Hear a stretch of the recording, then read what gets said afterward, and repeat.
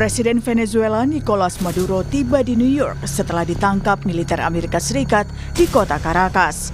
Selanjutnya Maduro dan istrinya dibawa ke pusat penahanan Brooklyn. Pemerintah AS akan membawa Maduro ke pengadilan federal atas dugaan perdagangan narkoba dan senjata. Penangkapan Maduro menyusul penyerangan fasilitas militer di Venezuela pada Sabtu dini hari waktu setempat. Rentetan ledakan bahkan terlihat dari ibu kota Venezuela. Pasca penangkapan Maduro, Gedung Putih membagikan sejumlah foto menunjukkan Presiden AS Trump memantau langsung serangan ke Venezuela tersebut. Setelahnya Presiden Amerika Serikat Donald Trump memastikan negaranya akan mengendalikan Venezuela. Trump bilang perusahaan minyak besar Amerika Serikat akan mengelola infrastruktur dan sumber minyak Venezuela. We're going to run the country until such time as we can do a safe, proper, and judicious transition. So we're going to have our very large United States oil companies, the biggest anywhere in the world, go in, spend billions of dollars, fix the badly broken infrastructure, the oil infrastructure, and start making money for the country. And we are ready to stage a second and much larger attack if we need to do so. Sementara itu, Menteri Pertahanan Venezuela Vladimir Padrino Lopez memperingatkan negara-negara lain untuk waspada atas serangan Amerika Serikat. Menurutnya, serangan Amerika Serikat jadi ancaman serius terhadap tatanan global. Lopez meminta warga Venezuela untuk tidak jatuh ke dalam perangkap perang psikologis, ancaman dan ketakutan yang ingin ditimbulkan oleh pihak lain. Nosotros desde aquí, desde la Fuerza Armada Nacional Bolivariana, exigimos la rápida liberación del presidente constitucional de la República Bolivariana de Venezuela. Exigimos su liberación. Está secuestrado el presidente Nicolás Maduro y la primera dama de la República, la doctora Cilia Flores de Maduro. Así que la patria continúa su destino de desarrollo, de prosperidad y de estabilidad y orden.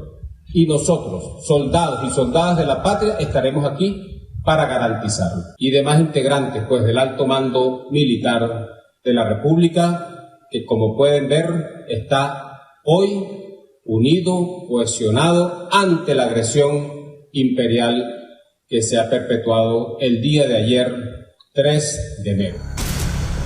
Pasca penyerangan Amerika Serikat, warga Venezuela membersihkan puing-puing bangunan yang rusak. Sejumlah orang tewas akibat serangan tersebut. Meski demikian, pejabat Venezuela belum mengkonfirmasi jumlah korban.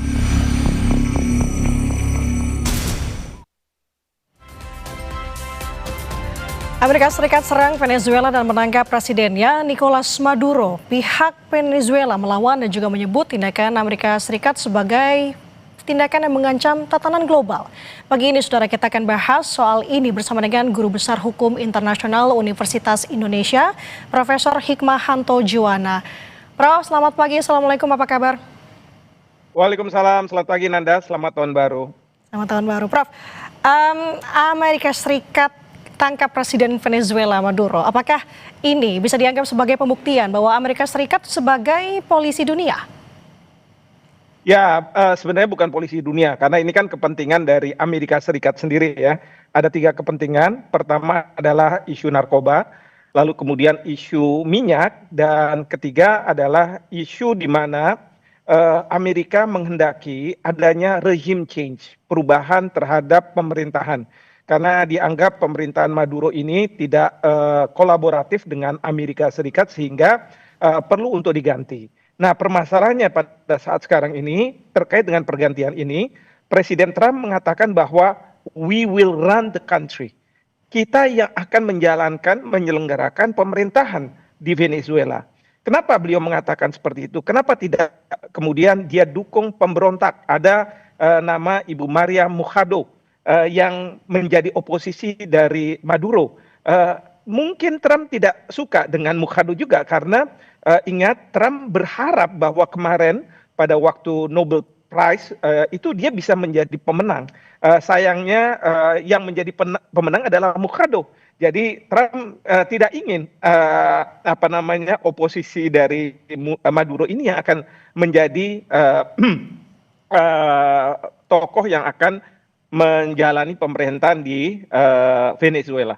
Oleh karena itu, pada saat sekarang ini, maka Menteri Luar Negeri Rubio, Menteri Pertahanan Mike Hassett, dan kemudian satu lagi yang oleh Trump diberi kewenangan untuk menjalankan pemerintahan dari Venezuela.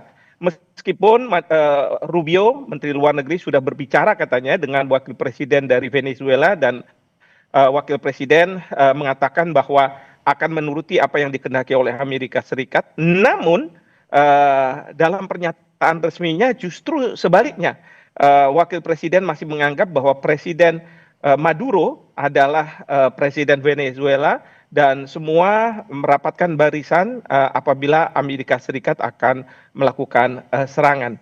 Jadi seperti itu kondisinya, dan kita juga harus paham di Venezuela sendiri terjadi pro dan kontra terhadap serangan Amerika Serikat ini. Tentu para pendukung dari Maduro, mereka sudah berdemonstrasi di jalan menentang tindakan Amerika Serikat, tetapi bagi diaspora Venezuela atau mereka-mereka yang mendukung oposisi, justru mereka menerima apa yang dilakukan oleh Presiden Trump ini. Mereka sangat senang karena mereka merasa terbebas dari diktator yang menurut mereka ada Chavez dan kemudian diteruskan oleh Maduro, seperti itu.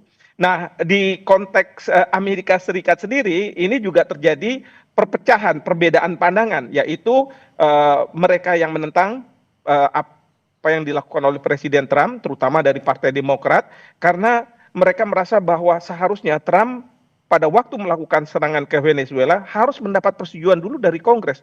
Nah, ini yang tidak dapat persetujuan. Belum lagi menurut mereka bahwa banyak hukum internasional yang dilanggar. Sementara dari Partai Republik, pendukung-pendukung Partai Republik justru mengapresiasi apa yang dilakukan oleh, karena mereka akan terbebas dari narkoba, mereka akan bisa mendapat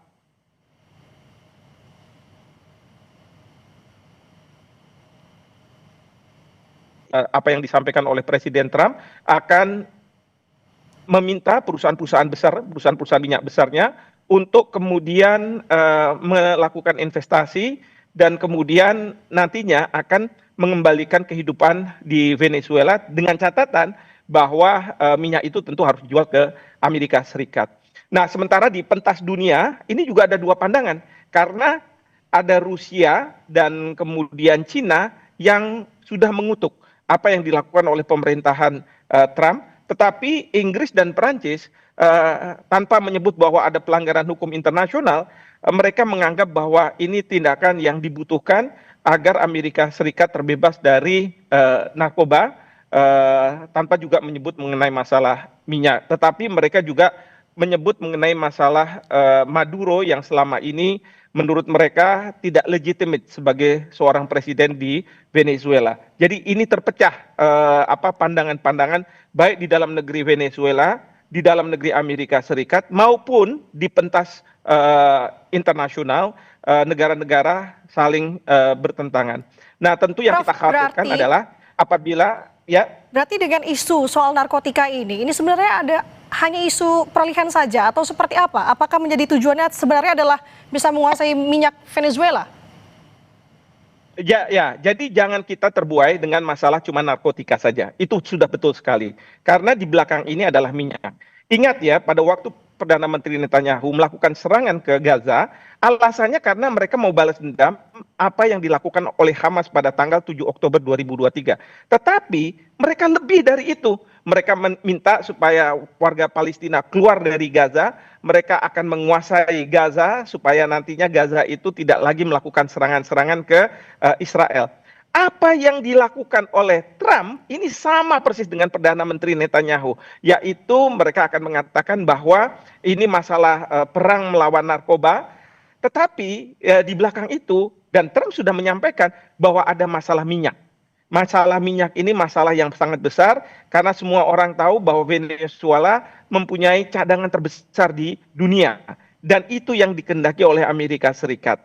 Nah, jadi ada isu yang berikutnya dan kemudian isunya adalah masalah pergantian pemerintahan. Jadi ini bukan masalah hanya narkoba, buktinya Presiden Trump sudah mengatakan we run the country.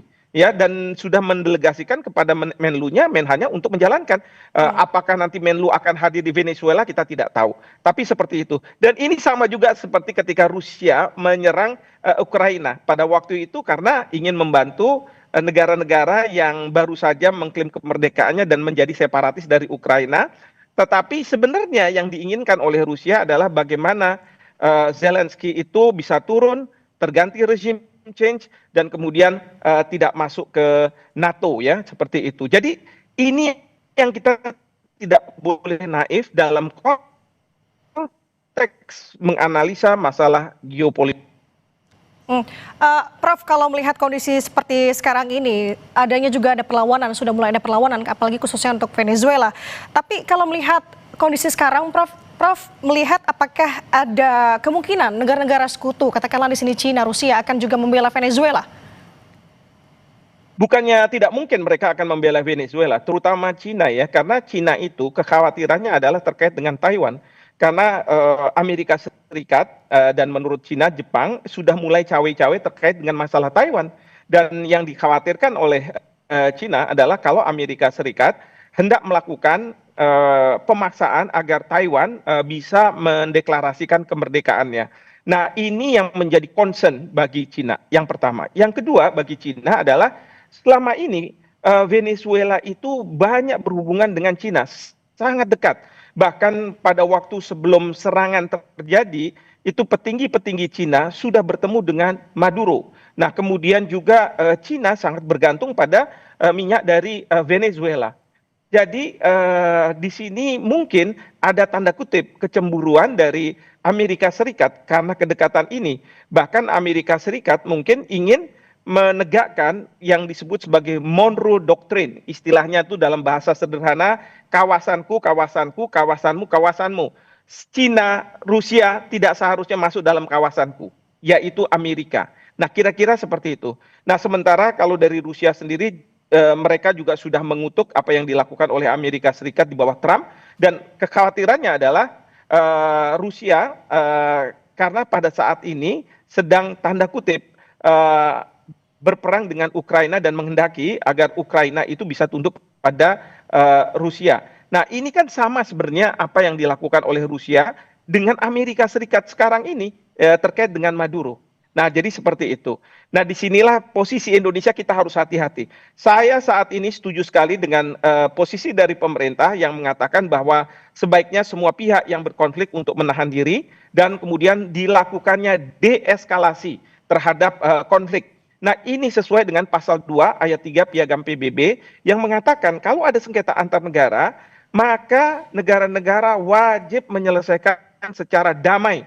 Nah, di sini saya sangat mendukung apa yang menjadi posisi dari pemerintah Indonesia, karena pada waktu Rusia melakukan serangan ke Ukraina, saya tidak mendukung, karena pada saat itu pemerintah Indonesia di Majelis Umum PBB mengutuk Rusia. Padahal kalau kita dalam posisi pasal 2 ayat 3, kita dalam posisi tidak mendukung salah satu pihak, kita mempunyai potensi untuk mendamaikan ya para pihak yang berkonflik. Dan ini yang sering dilakukan oleh Bapak Presiden. Dan Bapak Presiden selalu mengatakan bahwa kalau ada masalah konflik internasional, maka Indonesia harus ada di situ. Dan bukan kepentingannya untuk menaikkan posisi Indonesia, bukan. Tetapi Indonesia tahu betul bahwa konflik seperti ini bisa mengarah kepada Perang Dunia Ketiga.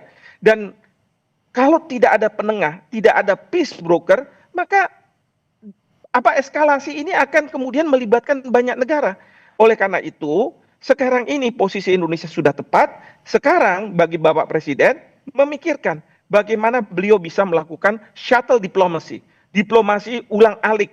Ya, jadi beliau harus pergi ke mungkin Amerika Serikat, ke Venezuela, ke Inggris, ke Perancis, seperti pada waktu mau menyelesaikan masalah Gaza. Nah, Oke. jadi ini hal yang sangat penting, betul. Oke, kita akan bahas mengenai sikap Indonesia, tapi kita kembali dulu perihal Amerika Serikat dan Venezuela ini, Prof. Tapi kalau Prof lihat adanya perlawanan dari Venezuela, apakah sebenarnya Venezuela sendiri mampu untuk melawan Amerika Serikat? Kalau Venezuela sendiri tidak akan mampu, ya. Maka sekarang ini Venezuela ini mengundang organisasi Amerika untuk mungkin mengadakan rapat dan membahas masalah ini. Karena Venezuela akan memberi pesan kepada negara-negara Amerika Latin lainnya bahwa kalau Amerika bisa membeginikan saya, menyerang saya, maka bukannya tidak mungkin bahwa Kuba akan sama nasibnya. Kemudian ada Kolombia juga akan sama mungkin nasibnya. Dan ini sudah disampaikan oleh Presiden Trump ketika beliau ditanya oleh wartawan terkait dengan nasib dari Kuba. Presiden Trump mengatakan ya saat ini masih belum, tapi kalau misalnya kita memerlukan untuk melakukan serangan yang sama, kita akan melakukan serangan yang sama. Artinya Amerika Serikat ingin mendominasi di kawasan Amerika, di benua Amerika. Nah, itu yang dilakukan oleh Venezuela, dan Venezuela juga sudah meminta agar dilakukannya sidang Dewan Keamanan Perserikatan Bangsa-Bangsa. Nah, pagi ini di New York, nanti kita masih ada beda waktu 12 jam, akan dilakukan sidang di Dewan Keamanan Perserikatan Bangsa-Bangsa terkait dengan penyerangan yang dilakukan oleh Amerika Serikat. Meskipun kita tahu hasilnya, yaitu tidak ada hasil. Karena apa? Karena apapun keputusan dari Dewan Keamanan PBB, kalau itu diveto oleh Amerika Serikat, dan Amerika Serikat sekarang adalah pihak, maka saya yakin bahwa apapun resolusi tidak akan terjadi. Mungkin saja masalah ini akan dibawa ke Majelis Umum PBB, dan kemudian dilakukan voting katakanlah, dan di sana satu negara satu suara, bisa jadi Amerika Serikat akan dikutuk begitu, tetapi resolusi ini tidak akan bermakna apapun, ya, layaknya seperti resolusi dari Dewan Keamanan PBB. Jadi seperti itu Venezuela, dan kemudian Venezuela sekarang juga ingin menarik tentu Rusia. Selama ini beberapa tentara bayaran dari Rusia sudah memberikan perlindungan bagi Presiden Maduro, meskipun kita tidak tahu mengapa pada waktu dilakukan penangkapan para tentara bayaran dari Rusia ini tidak melakukan perlawanan begitu ya. Dan kemudian juga mungkin Venezuela ingin mengajak Cina untuk membantu mereka dalam menghadapi kalau ada serangan berikutnya dari Amerika Serikat. Nah, ini yang kita harus nantikan, apakah Amerika Serikat akan melakukan serangan, terutama kalau wakil presiden yang sekarang menjadi pelaksana tugas presiden ini tidak mau menuruti kehendak dari Amerika Serikat. Ini yang jadi kita cermati bersama. Bahkan informasinya bahwa pengawal dari Maduro ada yang meninggal juga terkait dengan aksi ini. Nah, Prof, ini pertanyaan kita beralih ke tanah air menyikapi terkait dengan aksi ini begitu ya. Sebenarnya kalau dari sudut pandang Anda, Prof, bagaimana seharusnya sikap Indonesia? Meskipun kita tahu prinsip Indonesia adalah menganut prinsip bebas aktif begitu, tapi apa yang harus ideal yang dilakukan oleh Indonesia? Ya, yang ideal menurut saya dengan kebijakan politik luar negeri bebas aktif adalah kita mengambil posisi yang seperti saya katakan pasal 2 ayat 3 Piagam PBB, bahwa kita menyerukan kalaupun ada konflik antar negara harus diselesaikan secara damai. Dan dalam konteks seperti ini kita Indonesia tentu dipimpin oleh Presiden Prabowo melakukan proses mendamaikan antara mereka-mereka yang berkonflik. Nah, tentu kita harus menunggu sesaat ya. Kita harus menunggu karena apa? Di Venezuela tentu sekarang ini mungkin ada pergolakan antara pro dengan kontra terhadap Presiden Maduro yang diambil begitu saja oleh Amerika Serikat. Dan kemudian di Amerika Serikat pun ada pergolakan. Jadi kalau kita masuk saat sekarang ini menurut saya agak prematur. Demikian juga dalam konteks internasional sekarang ini kan negara-negara sudah ada yang mengutuk, ada yang tidak menyampaikan bahwa ini merupakan pelanggaran internasional, tetapi merupakan suatu kebutuhan begitu ya. Meskipun basis bagi Amerika Serikat tidak ada Tapi negara-negara Eropa mengatakan itu urusan Amerika Serikat untuk mencari basis hukumnya. Dugaan saya Amerika Serikat akan menggunakan pasal 51 dari Piagam PBB, layaknya ketika Rusia menyerang Ukraina, dia juga menggunakan pasal 51 Piagam PBB. Tapi dengan catatan kalau pasal 51 digunakan oleh Amerika Serikat, maka Amerika Serikat berdasarkan pasal tersebut punya kewajiban untuk melapor ke Dewan Keamanan PBB, dan kemudian Dewan Keamanan PBB akan mengambil langkah-langkah yang dibutuhkan. Nah, ini yang kita harus nantikan. Jadi menurut saya pemerintah pada saat sekarang ini kumpulkan dulu berbagai informasi. Minta kepala-kepala perwakilan kita di seluruh dunia untuk mengirim berbagai analisanya, biar nanti Kementerian Luar Negeri menganalisa dan kemudian menyampaikan kepada Bapak Presiden, dan biarlah Bapak Presiden yang mengambil keputusan apa yang harus dilakukan. Yang penting adalah kita tidak akan mengutuk apa yang dilakukan oleh Amerika Serikat, tetapi kita juga tidak membenarkan tindakan yang dilakukan oleh Amerika Serikat. Kita menyerukan agar adanya perdamaian dan deeskalasi terhadap konflik yang terjadi. Seperti itu. Baik, itu dia jadi salah satu conclusion diskusi kita pada hari ini. Prof, terima kasih atas waktunya berbagi pandangan bersama kami di Sapa Indonesia Pagi. Guru Besar Hukum Internasional Universitas Indonesia, Profesor Hikmahanto Juwana. Selamat pagi, selamat beraktivitas kembali. Selamat pagi, terima kasih.